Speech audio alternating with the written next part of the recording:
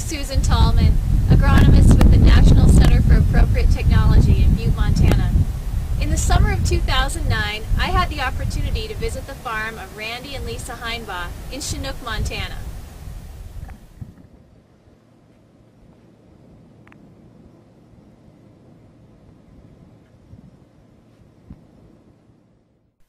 The Hinebauch farm is in Chinook, Montana, up near the Canadian border. Randy and Lisa started farming organically in 1987 and currently farm 10,000 owned and leased acres. Their farm gets anywhere from 10 to 14 inches of precipitation a year and has 115 frost-free days. The tour heads out to a field south of Highway 2. It's a beautiful June day and everything is still green. The Hinebauch's main cash crop is wheat. Their 4-year rotation is spring wheat, fallow, winter wheat, and a spring pea green manure that is plowed down for nitrogen fertility. On our first stop, in a field of spring peas, Randy explains some of his tillage and weed control strategies. And everything on the east side of the road is old ground. It was farmed for a lot of years, and it was in like about 6-rod strips, and I mean there was lots of strips here, and we found that in these strips all they are is a place to collect weeds along every edge. So we try to, most of our farming, all of it is large fields or blocks, and you know we try to design our tillage so we don't have too much blowing, although we had some last winter. And you know, the one thing we don't do is when we are doing tillage, we never work anything the same direction. We always throw an angle on it. During our fallow time, nothing's worked straight up and down. It's always worked crossways and switch angles. And then the other thing we try to do is try to minimize, like on these ends, we'll lift up so we don't get the ends blown, because we've had that happen. We also use coil packers some, and we used to use them a couple operations, and we learned that you don't do that. You gotta just use them before you seed, because they'll get it too fine and we'll get some movement. But the main weed species on the Hinebauch farm are cheatgrass, wild oats, and tansy mustard. These are all annual weeds which Randy successfully controls with tillage. Thankfully, they do not have a problem with creeping perennial weeds such as Canada thistle or field bindweed. These weeds are more difficult to control than the annual species. A common location for cheatgrass is on the edge of strips. In this clip, cheatgrass is growing on the edge between spring wheat and spring peas.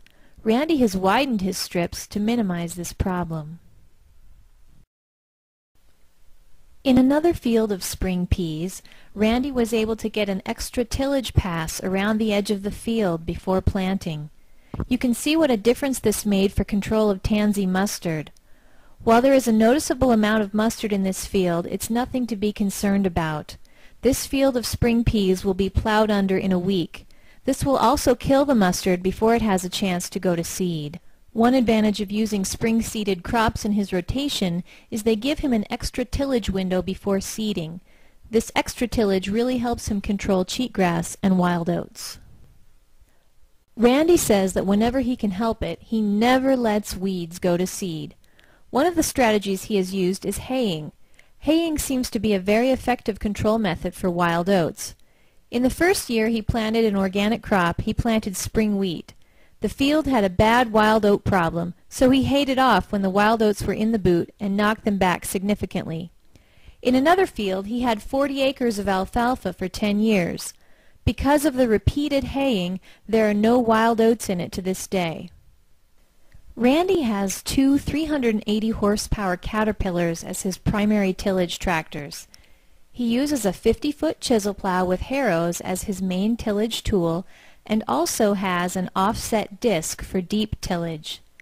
He works his fallow ground 5 times, using the shovels and harrows on the first passes and then adding the rod weeder attachment for the last few passes. He uses the coil packers only once before seeding. If used more than once, the soil structure becomes too fine. Because an organic system relies primarily on tillage for weed control, large fields are left fallow, which can be a problem for soil erosion. Organic farmers must be very careful to balance the need for weed control with potential soil loss when using tillage.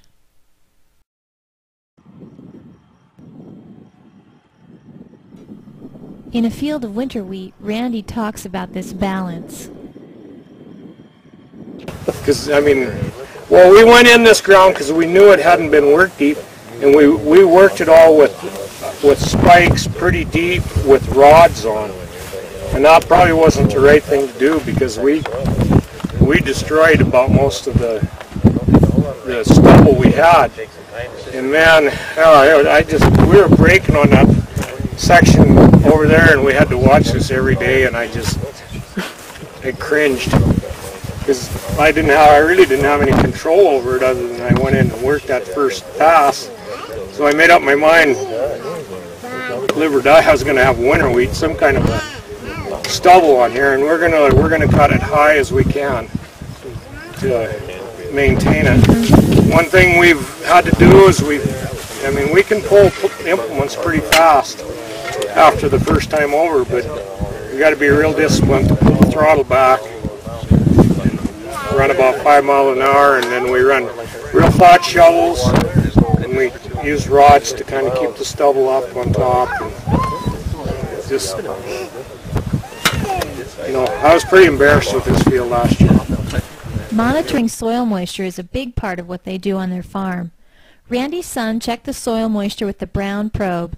Today the probe was going down about 28 inches, which means the topsoil had moisture to about 2 feet, but was dry below. Back at the winter wheat field on the north part of the farm, we check the soil moisture with the shovel and find there's not much. Randy's north fields receive about 8/10 less precipitation than his south fields. This makes the difference between yields of 25 bushels per acre in his north fields compared with 50 bushels per acre in his south fields. Although it's short, Randy estimates this winter wheat has about 16% protein. Because soil moisture is such an issue, the spring pea green manure must be terminated early, no later than mid-bloom. These peas will be plowed down in about a week, usually around the 2nd or 3rd week of June. Randy uses serious spring peas for his green manure because they're easy to terminate compared with other legumes.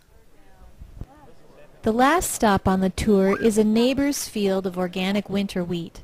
Thanks so much to the Hinebauchs for sharing their farm with us today. For a more detailed description of the Hinebauch farm, as well as specific information on organic small grain production, reference the Organic Small Grain Production publication scheduled for release in the spring of 2010 at www.atra.org.